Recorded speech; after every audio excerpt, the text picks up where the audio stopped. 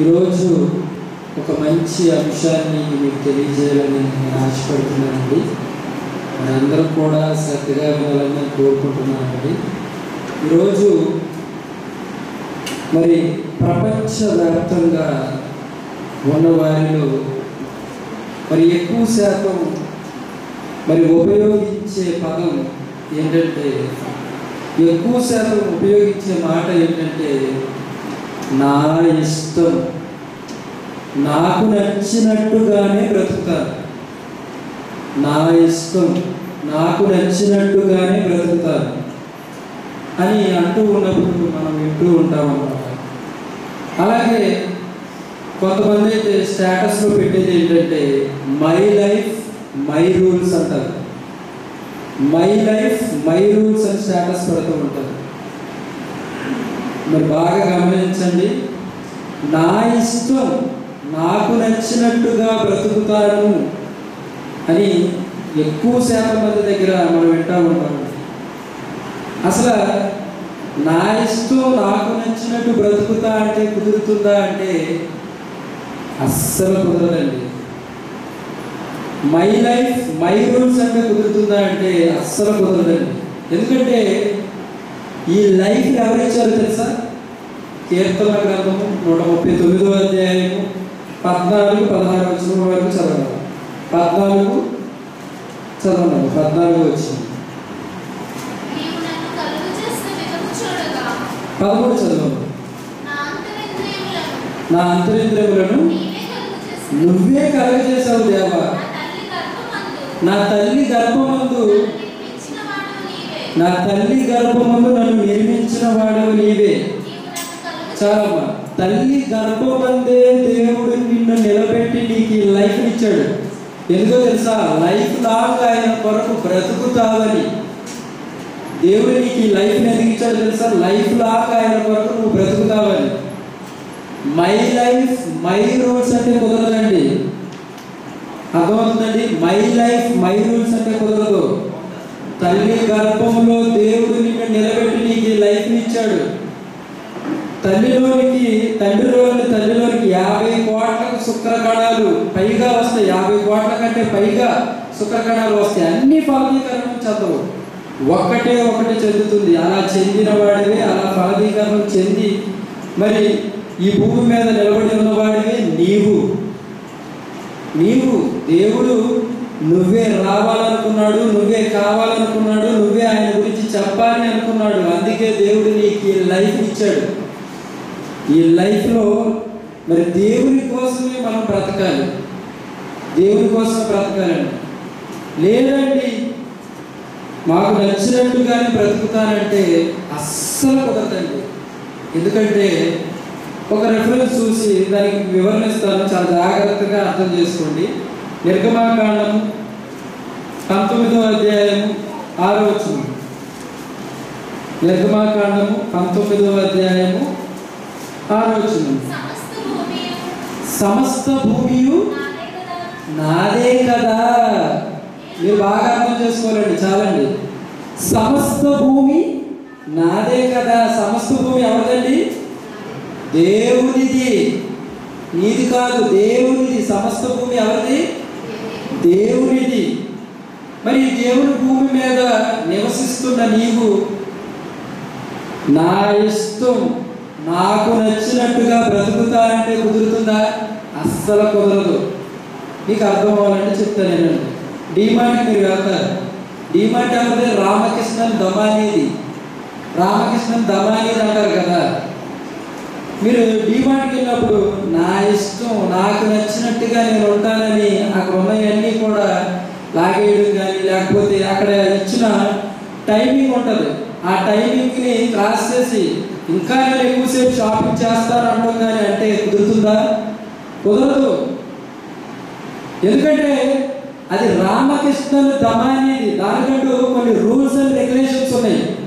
అలాగే ఈ భూమి మీద నివసిస్తున్న నీకు కూడా రూల్స్ అండ్ రెగ్యులేషన్స్ ఉన్నాయి, కొన్ని నియమ నిబంధనలు ఉన్నాయి. నువ్వు ఎలా ఉండాలి, ఎలా ఉండకూడదు.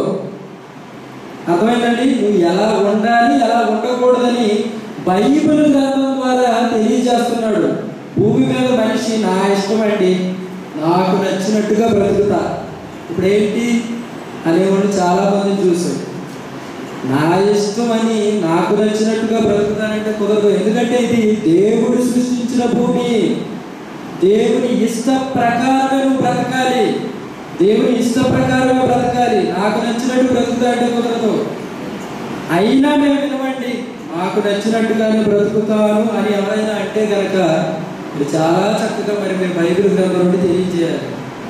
ఎందుకంటే చరిత్రలో జరిగిన ఒక నిజాన్ని బైబిల్ గ్రంథంలో దేవుడు రాయించాడు. అది చూద్దాం. లోకాసు వార్త 16వ అధ్యాయం 19వ వచనం. నా ఇష్టం అనేవాళ్ళు ప్రతి ఒక్కరికి తెలుసుకోవాలి ఈ విషయం. లోకాసు వార్త 16వ అధ్యాయం 19వ వచనం చదువుతున్నాను. ధనవంతుడు ఒకడు ఉన్నాడంట. అతడు గోదావరి బట్టలు, సన్నపు నార వస్త్రములను ధరించుకుని ప్రతి దినము, ఈ ధనవంతుడు అంట ప్రతి దినం బహుగా సుఖపడుతున్నాడంట. ఇప్పుడు లాజరు గురించి చెప్తున్నాడు. ధనవంతుడి గురించి చెప్పి ఇప్పుడు లాజరు గురించి చెప్తున్నాడు. వాడు కురుపులతోనూ నిండిన వాడే ధనవంతుని ఇంటి వాకిట పడి ఉండి అతను బల్ల మీద నుండి రొట్టె ముక్కలతో ఆకలి తీర్చుకొని కోరిండు. ఇక్కడ చూసారండి, ధనవంతుడు లాజరు గురించి చెప్తున్నాడు. లాజరు ఎంత కష్టం అనుభవించాడో మనకు కనపడుతుంది. ధనవంతుడు ప్రతి దినమంట బహుగా సుఖపడుతున్నాడంట. అతనికి ఇష్టమైనట్టుగా సుఖం అనుభవిస్తున్నాడు. అతని ఇష్ట ప్రకారమే జీవిస్తున్నాడు. 25వ వచనం చదవమ్మా. అందుకు అబ్రహాము చెప్తున్నాడు, ఇప్పుడు ధనవంతుడికి ఒక సర్టిఫికేట్ ఇస్తున్నాడు. కుమారుడా, నీవు నీ జీవిత కాలంలో నీకు ఇచ్చిన లైఫ్ టైం అందు నీకు ఇష్టమైనట్టు సుఖము అనుభవించావు. అలాగుననే లాజరు కష్టము అనుభవించాడు. ధనవంతుడు ఎలా బ్రతికాడండి? బాగా వినాలండి. ధనవంతుడు ఎలా బ్రతికాడు? తనకిష్ట ప్రకారం బ్రతికాడు. తనకిష్టం వచ్చినట్టు బ్రతికాడు ఈ భూమి మీద. మనం అలా ఉండకూడదు. అర్థమవుతుందండి? మనం అలా ఉండకూడదు. ధనవంతుడిలా మనం బ్రతకకూడదు. నా ఇష్టం అనకూడదు. ఆయన ధనవంతుడు, ఆయన ఇష్ట ప్రకారమే బ్రతికాడు. ఏమన్నాడు అబ్రహాము గారు? కుమారుడా, నీవు నీ జీవిత కాలం నీకు ఇష్టమైనట్టు సుఖము అనుభవించావు. నువ్వు ఈ స్టేటస్ పెట్టేవాళ్ళు తెలుసుకోవాలండి. చాలా మంది పెట్టేవాళ్ళు ఉన్నారండి. చాలా మంది చాలా చక్కగా మీరు తెలియజేయాలి. మాటలు తెలుసుకున్నాక my life my rules, my life my rules. ఇది దేవుడు నీకు ఇచ్చిన లైఫ్. ఈ లైఫ్లో దేవుని మాటల ప్రకారమే నువ్వు బ్రతకాలి. అలాగే ఇప్పటి వరకు కూడా మనము లాజరు గురించి, ధనవంతుడి గురించి తెలుసుకున్నాం. ధనవంతుడు తనకి ఇష్ట ప్రకారం బ్రతికాడు.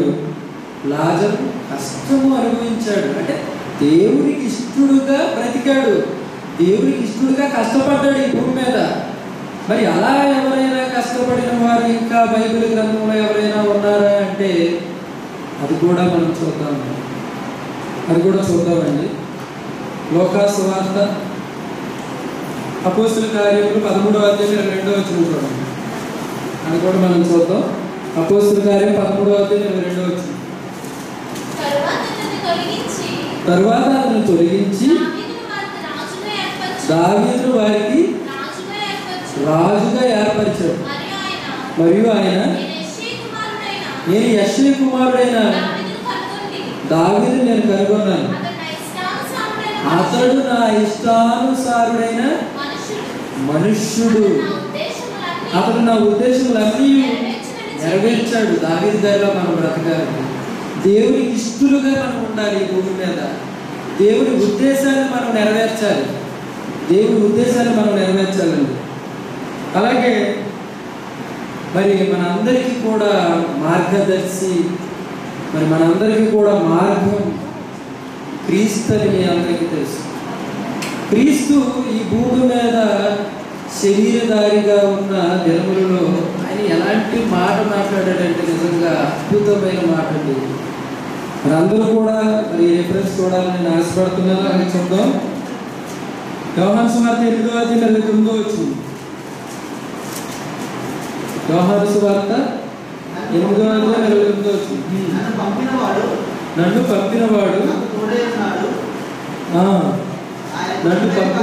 నాకు తోడై ఉన్నాడు, ఆయనకి ఇష్టమైన కార్యము నేను ఎల్లప్పుడూ చేయుదును. నన్ను పంపినవాడు నాకు తోడై ఉన్నాడు, ఆయనకి ఇష్టమైన కార్యము నేను ఎల్లప్పుడూ చేయుదును. నాకు ఇష్టమైన కార్యాన్ని నేను ఎల్లప్పుడూ చేస్తానంటున్నాడా?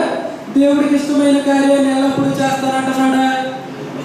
దేవునికి ఇష్టమైన కార్యం ఎల్లప్పుడూ చేస్తాడంట. అప్పుడప్పుడు కాదు, ఎల్లప్పుడూ చేస్తాడంట. మనం కూడా ఎలా ఉండాలి?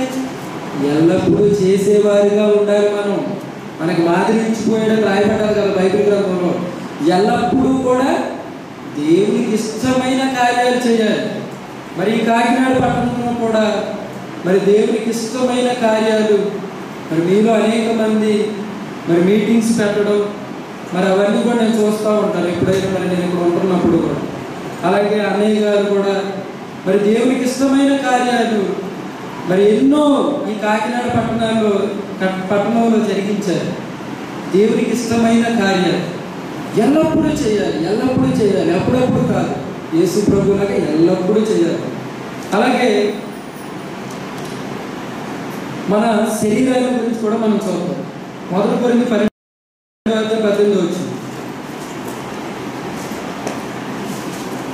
1 కొరింథీ 12:18 వచ్చింది. అయితే దేవుడు అవయవములలో ప్రతి దానిని, ఒకటి కాదు ప్రతి దానిని కూడా తన చిత్త ప్రకారం, చిత్తము అనగా ఇష్టము, చిత్తము అనగా ఇష్టము, ఇష్ట ప్రకారము శరీరంలో ఉంచాడు. అవయవములలో ప్రతి అవయవాన్ని కూడా తన ఇష్ట ప్రకారమే శరీరంలో ఉంచాడండి. తన ఇష్ట ప్రకారం, ఇష్ట ప్రకారం చేయబడిన ఈ అవయవాలతో దేవునికి ఇష్టమైన కార్యాలు ఎల్లప్పుడూ చేయాలి. ఎల్లప్పుడూ చేయాలండి, ఎల్లప్పుడూ చేయాలి. మన ఇష్టాన్ని మనం నెరవేర్చుకోవడానికి ఈ భూమి మీదకి రాలేదండి. మన ఇష్టాన్ని నెరవేర్చుకోవడానికి ఈ భూమి మీదకి రాలేదు.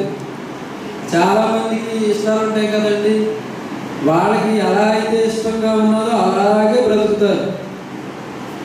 ఎవరు చెప్పినా వినరు. వాక్య ప్రకారం మరి దైవ సేవకులు మనకి ఎన్నోసార్లు చెప్పినా మనం వినం. మన ఇష్ట ప్రకారం మనం ఉండకూడదు. దేవునికి ఇష్టమైన కార్యాన్ని మనం ఎప్పుడు చేయాలి. మన ఇష్టాన్ని మనం నెరవేర్చుకోకూడదు. చూద్దాం, రిఫరెన్స్ చూసి మరి ముగించుకుందామండి. యోహాను సువార్త 6:38 వచ్చింది.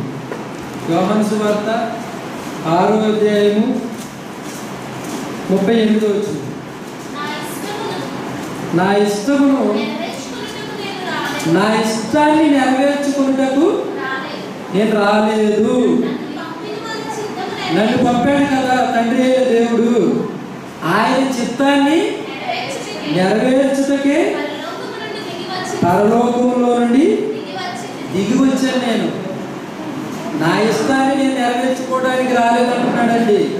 అర్థమైంది కదండి. ఆయనే అన్నాడంటే మన ఇష్టాన్ని మనం నెరవేర్చుకోవడానికి మనం రాలేదండి. దేవుని ఇష్టాన్ని నెరవేర్చడానికి మనం వచ్చామండి. దేవుని ఇష్టాన్ని నెరవేర్చడానికి మనం వచ్చామండి. మరి ఈ మాటలో విన్న మీరందరూ కూడా దేవుని ఇష్ట ప్రకారమే బ్రతుకుతారని ఆశిస్తూ మరి నా ఈ మాటలు ముగిస్తున్నానండి. ప్రార్థన చేసుకుందాం. ప్రేమ కలిగిన మా కన్న తండ్రి, మరి మీ పిల్లలకు తండ్రి, మీ మాటలు తండ్రి మరి కొద్దిసేపే మరి తెలియజేసిన తండ్రి అయ్యా, మరి అందరూ కూడా మీ ఇష్ట ప్రకారమే బ్రతికేలాగా, మీ ఇష్ట ప్రకారమే జీవించేలాగా తండ్రి, ఉండేలాగా తండ్రి చూడండి తండ్రి. ప్రతి ఒక్కరూ తండ్రి మీ సేవలో ముందుకు వెళ్ళేలాగా తండ్రి చూడండి తండ్రి. అలాగే మరి మాకున్న మరి దైవ సేవకు మరి మాకు ఎప్పుడు ఏది చెప్తున్నా సరే విని గ్రహించి తండ్రి ఈ ప్రార్థన యేసుక్రీస్తు నామమున అడిగి వేడుకుంటున్నాను. వేడుకుంటున్నాను తండ్రి. ఆమేన్.